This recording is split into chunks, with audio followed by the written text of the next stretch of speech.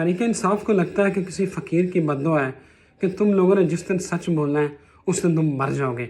सियासत हो या निजी ज़िंदगी, तहरीक इंसाफ का टोटल बयानिया झूठ पे खड़ा है। रियाम खान से शादी की, कहा नहीं हुई, झूठ बोला। बुशरा बीबी से निकाह किया, झूठ बोला, नहीं हुआ। इमरान खान वज़ीर आज़म बने तो कहा पाकिस्तान से करप्शन का ख़ात्मा कर दूंगा, झूठ। कहा बिला तफरीक एहतसाब करूंगा, झूठ। सिर्फ अपोजिशन का हिसाब हुआ, अपने गोंगे और बुजदार लूट मार करते रहे।